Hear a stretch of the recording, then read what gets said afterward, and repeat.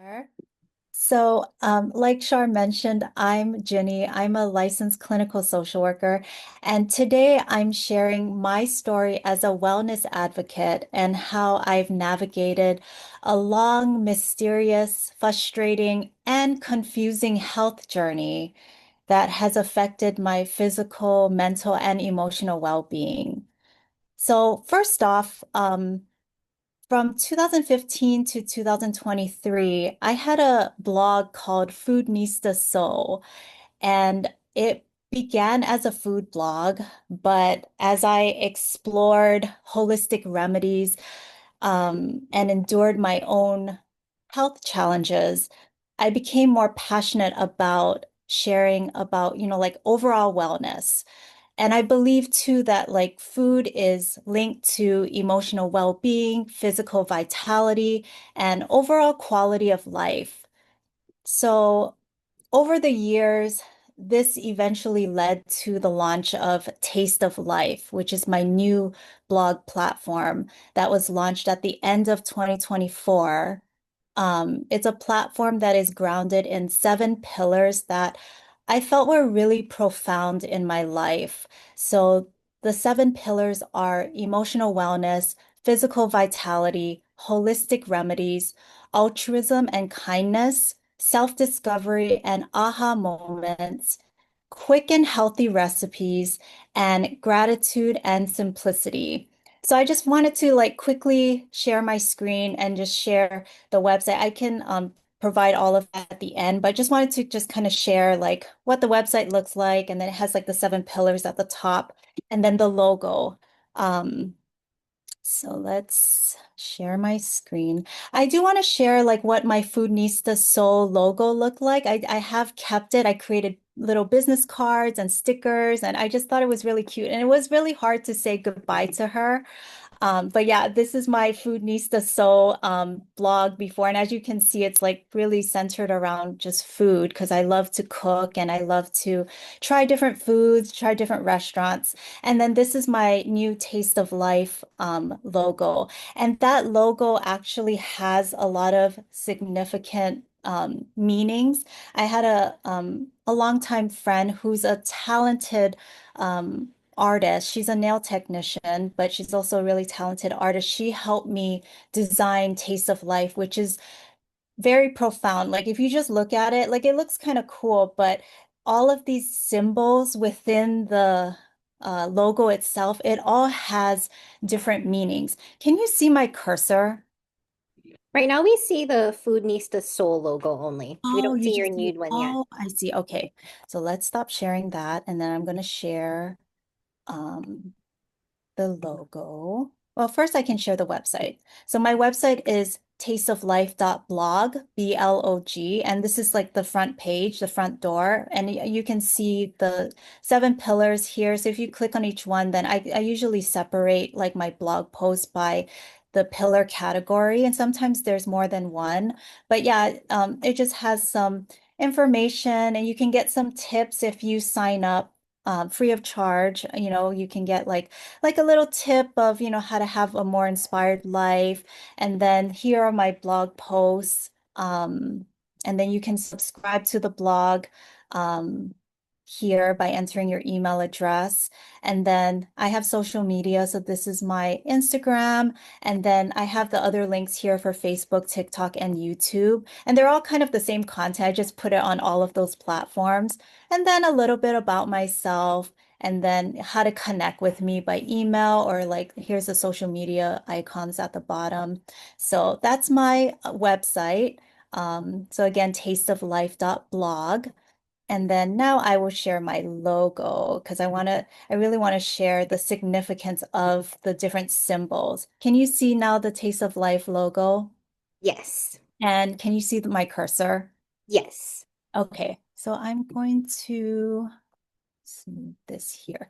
Okay, so yeah, my girlfriend was brilliant in the way that she designed this. So, and I'm looking at my phone to just kind of see. So the heart here represents the hearts in this logo represents emotional wellness. So all of these symbols represents the seven pillars of my blog, which was just genius. Um, and then these little stylizations here that kind of looks like a little sprout. That is the symbol for vitality. So that represents physical vitality. And then the leaf represents holistic remedies. Um, and then this symbol here kind of looks like a extended hand that's kind of giving. That represents um, altruism and kindness. Um, and then let's see, this spirals here, it's represents the journey of life. So self-discovery and aha moments. And then the teacup and the teapot represents the quick and healthy recipes, my love for cooking. And my original design, I did want these two part of the logo. But yeah, I never imagined that it would, look like this. They Um, remind me of origami.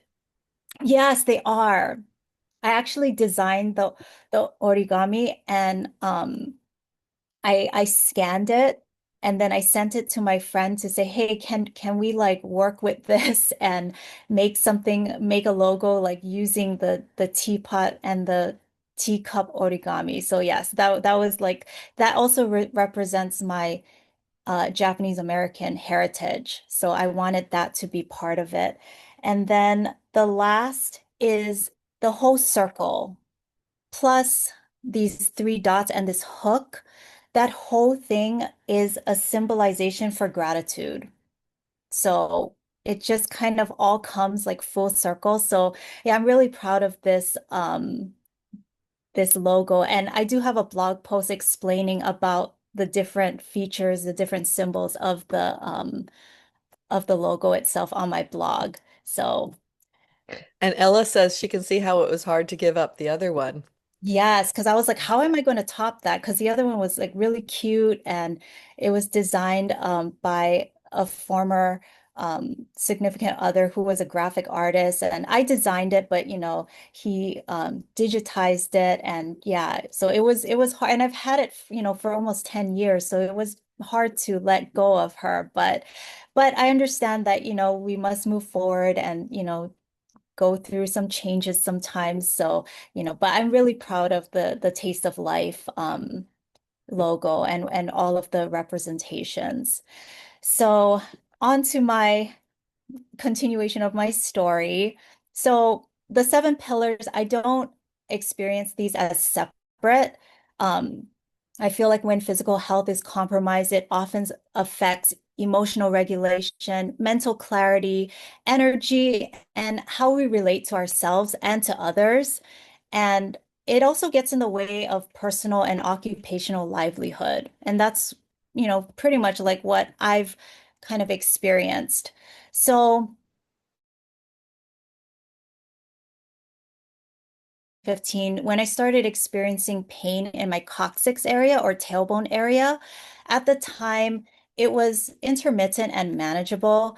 And I assumed that it was just related to sitting too long. Because when I first experienced this pain, it was after a long flight from Singapore to Honolulu. So I didn't seek medical attention at the time because I didn't feel it was severe enough. And I thought, it was just happening periodically when I sat too long. So no big deal.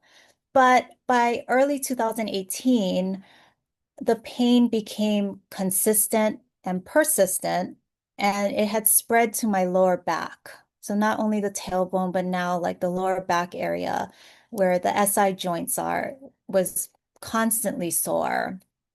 And again, it was triggered by a trip, this time from Arizona to Honolulu. So I thought again, maybe it's the long flight, even though it's not as long as Singapore. But by the end of that year, 2018, the pain had spread even more through my hips, down my piriformis muscle, and down my ankles, to my ankles. And it had become part of my daily experience. I was like just in pain all the time. I felt really nauseated. And it started feeling kind of debilitating.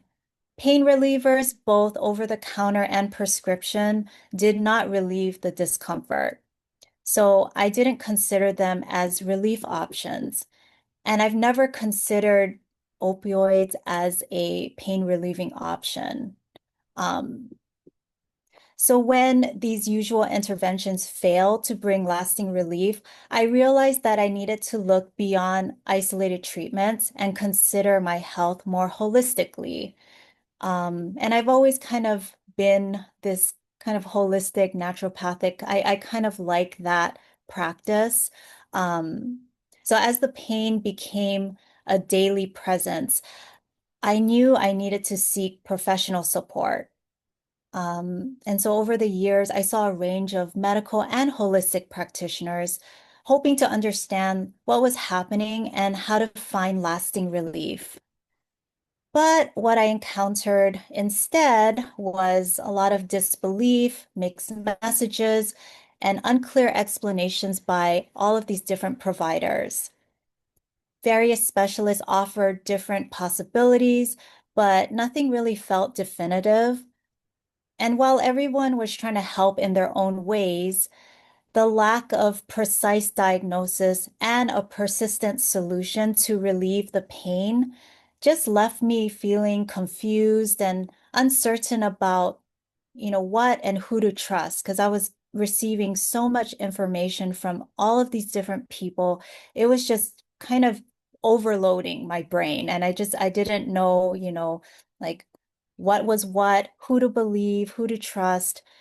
And I began to feel like I was constantly starting over, like retelling my story each time I would see a new provider, whether medical or holistic, trying new approaches and hoping each time that this would be the thing that finally made a difference. Over time, that confusion turned into emotional fatigue and mental fatigue as I lived in a state of maybe, never knowing whether relief was around the corner or if it was something I would have to manage long term. In my search for relief, I explored a wide range of medical, nutritional, and holistic approaches. Some provided temporary improvement, but nothing really felt sustainable on its own. What ultimately began to help wasn't really a single intervention, but a gradual shift towards listening to my body more closely, reducing inflammatory triggers, supporting my nervous system, and allowing myself to slow down. Something that has not really come easy to me. If there's a lot of people who know me and they kind of know my lifestyle. I'm always busy. I'm like always doing something and you know either learning new things or like trying new things and I'm always like on the go. So slowing down has, been necessary, but it's also been challenging. Um, so that process required learning to rest without guilt, to respect my limits, to accept uncertainty rather than constantly fighting it.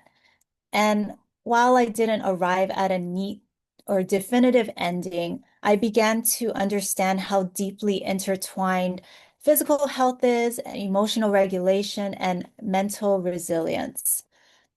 In early 2021, I noticed some escalation in my symptoms, particularly I had a lot of joint pain in my fingers and just a lot of inflammation, internal inflammation. Um, and I knew that, this is worsening. By mid-spring of the same year, when my pain now spread to my neck and shoulder blades, I began seriously rethinking my diet after conducting research in addition to experimenting with various naturopathic and holistic remedies. I was looking to reduce inflammation and to just help my body calm down. I just felt like it was just always like on high alert at like a very heightened state. I felt like she was screaming at me, like and confused too and frustrated, like what is happening? What's happening to me? I started by eliminating red meat and then started to eliminate poultry after reading about their potential role in inflammation. And then from there, I transitioned to a plant-based lifestyle and then to a pescatarian diet and focused on anti-inflammatory foods. So the pescatarian and anti-inflammatory diet consisted of fish and seafood, along with foods commonly associated with reducing inflammation, like berries, turmeric, arugula, and spinach, and green tea. I also reduced my intake of refined sugar and tried at all costs to avoid all white carbs and replacing them with whole grains, legumes, and other complex carbs. Despite these changes, my body still felt inflamed. My joints continued to ache, and so did my back and tailbone and neck and shoulders. Um, and I just didn't really feel settled. It was very frustrating to do all the right things, but still feel unwell. As much as I wanted to throw in the towel and just settle, my mind refused. And thus, the research and experiments to find relief continued. At this point, I had like a list of things that I've tried and, what worked, what didn't work, what was temporary and whatnot. In addition to dietary changes, I was pursuing multiple supportive therapies like physical therapy, chiropractic care, massage, essential oils, Reiki, energy healing. I even bought like back and seated supports, tried different supplements, and then red light therapy. There is a red light therapy. I think there's two on the island, one in Kailua and one at Makali Shopping Center. Um, and I found them through like there was an ad in the midweek, I think. So I wanted to try them out. I tried it for maybe I think a couple years and it helped, but it was just temporary. Like I would go in there, lay on the red light bed for 20 minutes, and I would come out and like maybe 10 minutes later, the pain would return. So after 2 years, I decided like I think we need to look at other options because, it was costly and it also wasn't really giving me like long-term relief. Um, and that felt disappointing. Each time I tried something, I was very hopeful and excited, but then, when it didn't really work, or it just provided this, very short-term relief, it really dampened my mood and I felt very, disappointed and, kind of down. Um, Over time, these experiences helped me understand that healing wasn't about one remedy, but how multiple systems, physical, emotional, and environmental, interact. And through trial and error, I began to see patterns and connections I hadn't noticed before. Um, Emotionally, this became a very complex cycle. Every new approach, brought renewed hope, like I mentioned, and effort, but only to be followed by disappointment when the relief didn't last. And over time, that pattern began to wear me down. And, the thought of even how much I've been spending on these remedies, left me very frustrated. But it wasn't really the financial part, that didn't really matter. I think it was just the feeling of just trying so hard and still not getting answers or permanent relief. So as the years went on and the pain persisted, my emotional circumstances heightened, living with, the daily discomfort, it really affected my mood and energy and even sense of hope. Um, and there were moments like I did feel depressed and helpless and defeated. Like, there came a point where I felt like I was running out of ideas and remedies to help me because, like I said, I kept this list, and each time I'm checking off the list and then also saying, yeah, this didn't work. This was only short term, so the list was getting shorter and shorter. So that was making me a bit anxious, like, what else is there that I could explore? And I also questioned, whether there would ever be an end in sight or if this was something I would have to live with indefinitely. At the same time, I tried to stay positive and functional. I continued to show up to work. I focused on my blog, which was Food Needs to Sew at the time. I did my errands. And I also, during the pandemic, because I loved cooking so much, I decided to enroll in online culinary school for fun, because I loved cooking and I just wanted to learn the professional sides of cooking. So that was a 15-month program. So I did that from 2021 to 22 and then just kept pushing forward, even though, my body and my mind felt very exhausted.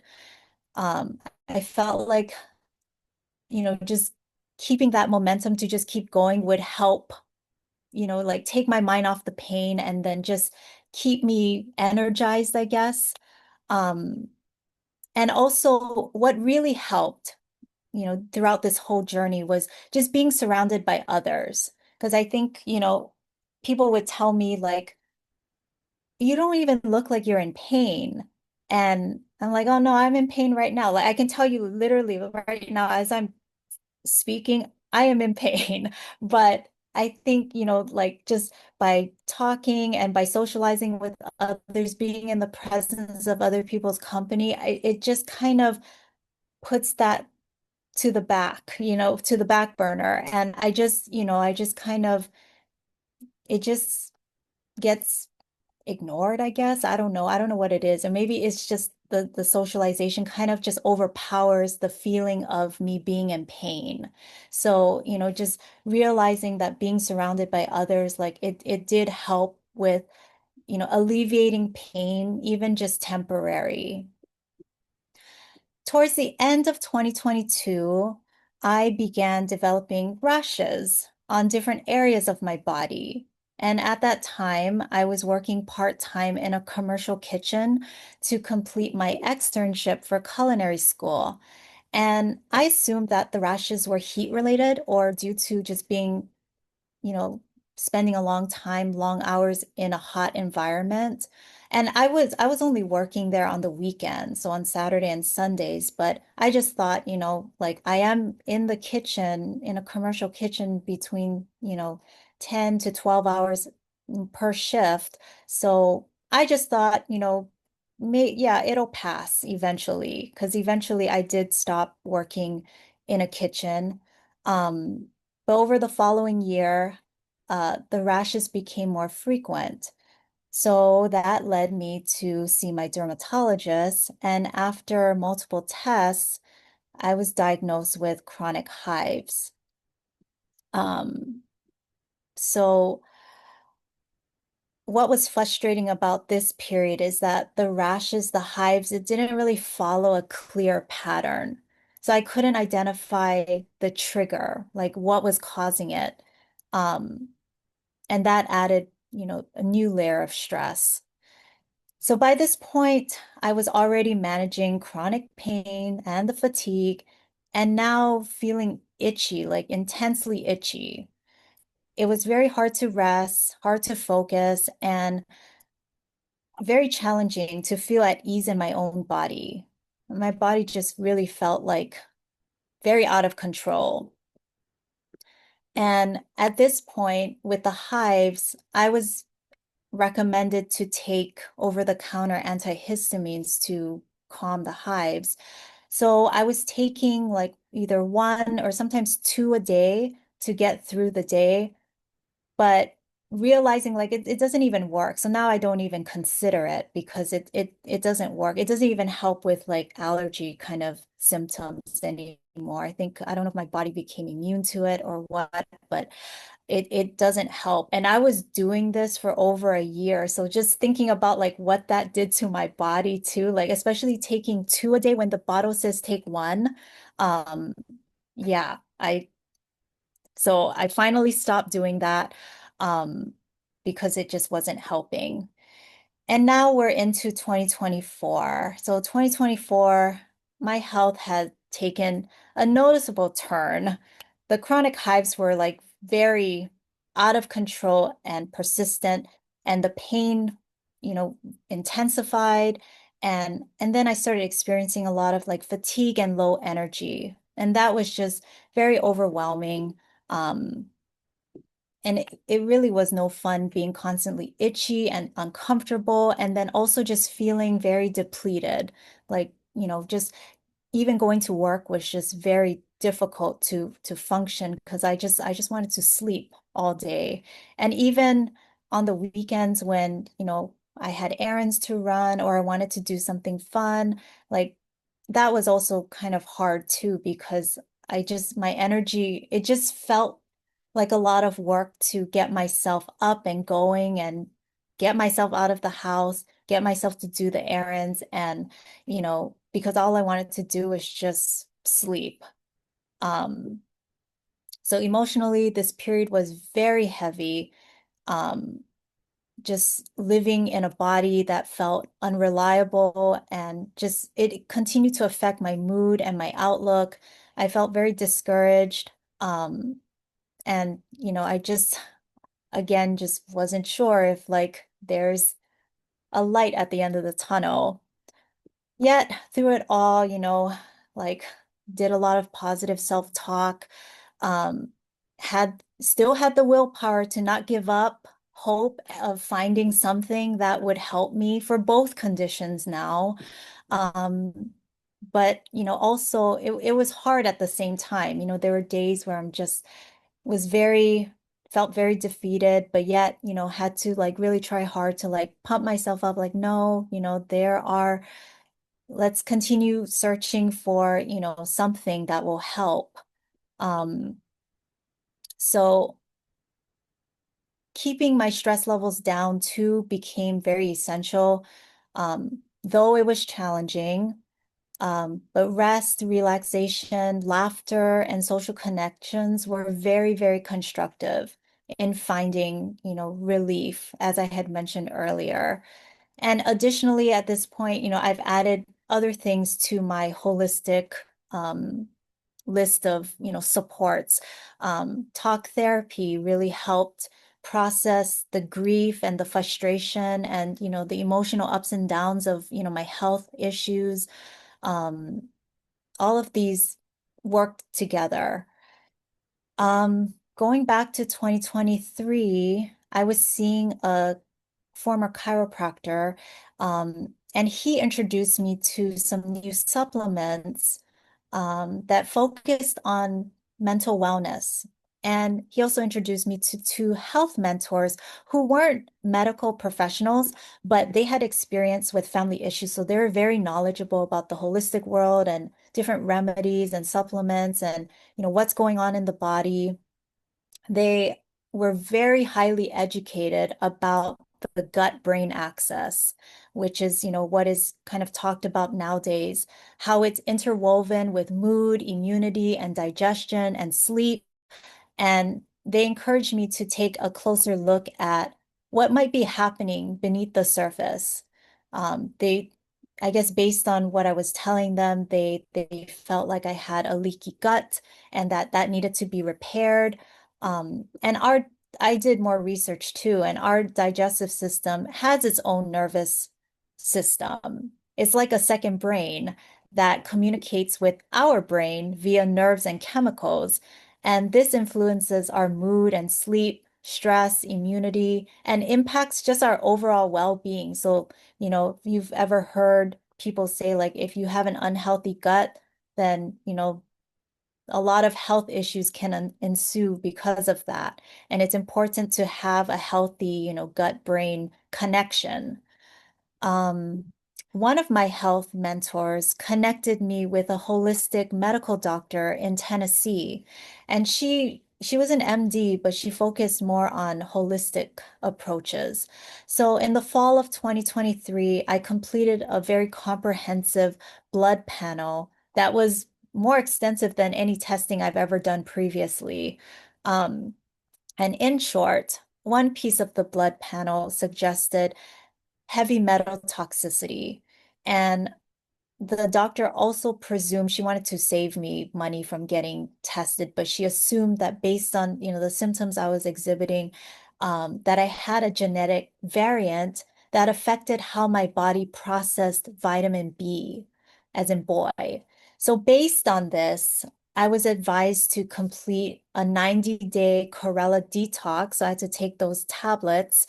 And then I also began taking methylated vitamin B supplements in 2024.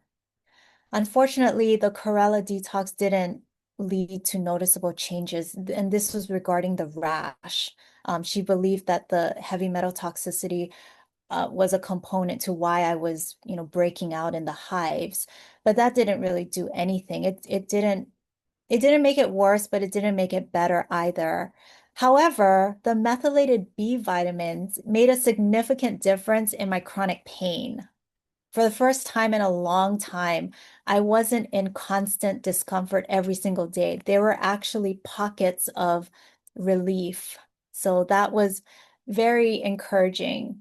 And it also improved my energy just a little bit, but there was a difference. And I just felt like, okay, I think we have something. Things may be turning a corner for once.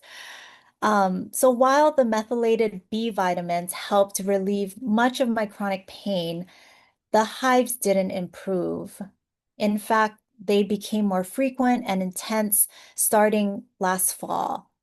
So, it was very irritating and frustrating. But at the same time, I felt gratitude to experience relief from the chronic pain that I've had for so long. But on the flip side, just, anxious and, you know, uncertain about the rash. Because that was also, it's not pleasant to be itchy. And then, basically I have to wait it out. Like there's nothing I've tried putting like even like anti-itch cream, calamine lotion. It doesn't work. So I just have to just kind of wait it out. So, that can be, up to maybe a couple of hours. So I just have to, just power through and, just wait for the itchiness to subside. Flash forward to this past summer, so a few months ago, half a year ago, I was recommended to see an osteopathic physician in Honolulu, um, with whom my second health mentor, um, her spouse is a patient of this doctor. So she's not a patient of the doctor, but because her husband sees the doctor, like, I guess, just based on what he shared with her, like she's very supportive of this doctor. So she highly recommended me to see her. And by this point, I've shared my story countless times. Um, but I felt like sharing my story with her, it felt different. Like I felt very hopeful with this doctor. I had greater faith that, this doctor could offer a different approach. So, I did share everything openly from 2015 to present day at that time. So summer 2025. Um, and then we began another comprehensive blood panel because, of course, she wants to do things her way and she wants to have a baseline. So did all kinds of testing to just get a clearer picture. And this test was now more comprehensive than the previous blood test I took under the doctor in Tennessee. 14 vials of blood were taken. So the technician at the lab was like really astonished and he was like, I think this is like the either the most or the second most like vials that he's ever taken of a patient. Um, so we got that done. And based on my symptoms and test results, my new doctor recommended supplements that she was familiar with. So she pretty much like scratched all the things that I was taking. And not saying because it was bad or, she didn't believe in them, but she wasn't familiar with those brands. So she wanted to, have everything under the things that she's familiar with and what she recommends to patients. So that's understandable. So I changed my supplements. And then with the blood test results, she decided that I should go on a low histamine diet. And also to incorporate meat proteins back into my meals because she said that, I needed to have more protein intake. And also eliminate gluten, soy, dairy, corn, and refined sugar. So now I have a very different diet. But that so a low histamine diet focuses on reducing foods that contain high levels of histamine or trigger histamine release. So this diet requires eating very fresh foods and proteins and avoiding aged, fermented, and processed items. And then in addition, right, I have to eliminate the gluten, soy, corn, dairy, and refined sugar. Um, but Although this diet has been very restrictive and requires significant adjustment, it led to meaningful improvement in my hives. Like that, it hasn't been completely eliminated, but the itchiness has become less intense, less frequent. Um, and I do have periods of relief. Eventually, she wanted me to transition to a mitochondria diet, but I think that introduces foods that I currently still cannot eat that either trigger or have high histamine, and she wants to incorporate like probiotic foods, which a lot of it is fermented food, which I cannot eat. So that's been kind of sad because I loved tofu and natto, which is the fermented soybeans. Um, and I can't have those. I mean, I can, but I'm just going to be very itchy afterwards. And, it's not life-threatening, but it's not pleasant to be itchy afterwards, especially if I'm out in public and, I don't want to be scratching and, make it so noticeable. But yeah, but being on this diet has really helped, um, reduce the frequency of the hives and the itchiness.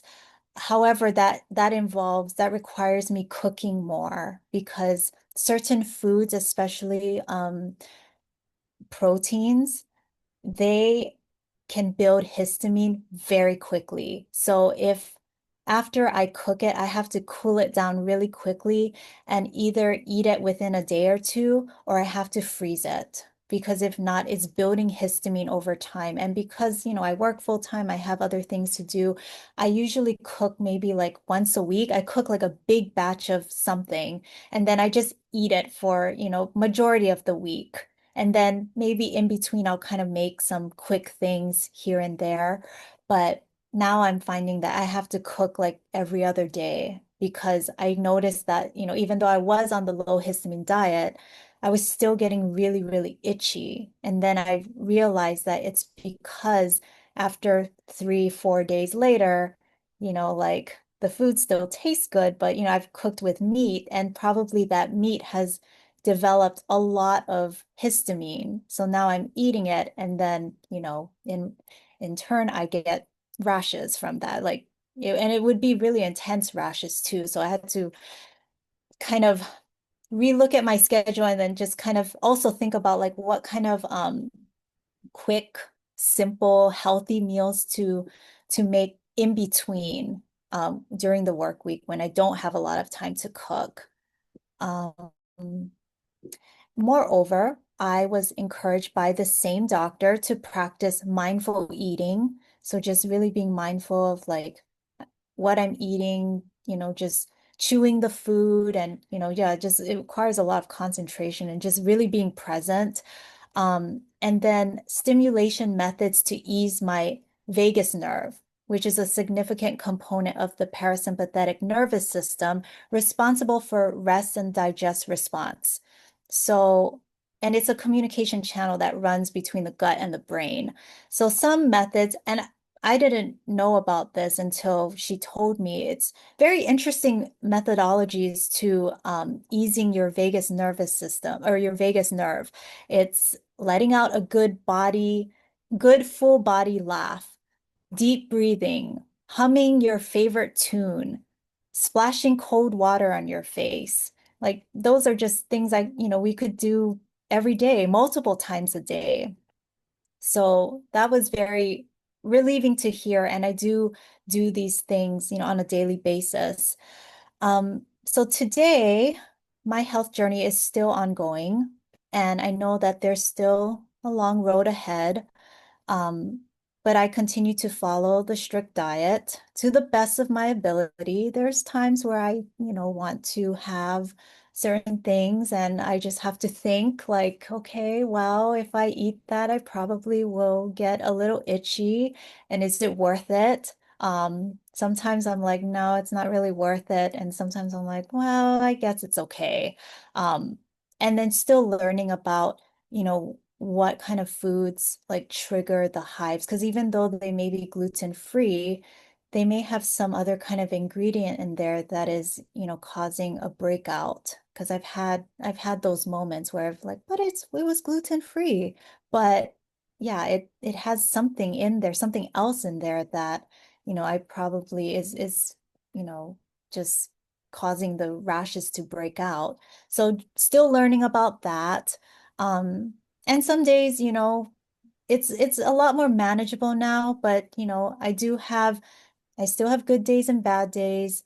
Um, and you know, just kind of being just more mindful, I think, and just being very grateful for just the journey that I've been on. And like, yeah, I've had a lot of um struggles, challenges with trying to find something that clicks and works, but also being very grateful for like this new doctor that I have. I'm very grateful for her that she suggested that because none of the other doctors suggested low histamine diet and so I'm very grateful for the journey that I've been on. Um and just I think this year really spoke to me like doing a better job of like having a good relationship with my body and doing a better job of like carefully listening to my body and what she's trying to convey to me. Especially like this year really um focused on like what's really spoke to me the latter half of this year was like taking more rest and taking breaks and just slowing down, as I had mentioned earlier in my presentation. Um, and I've learned that healing doesn't always mean resolution. It means learning how to listen more carefully and respond more gently, having grace and patience, and the letting go of that pressure to like fix everything at once.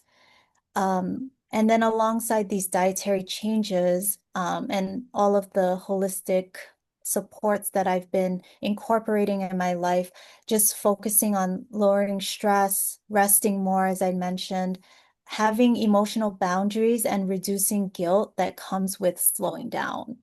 So from both my personal experience and vocational background, this journey really reinforced a few things that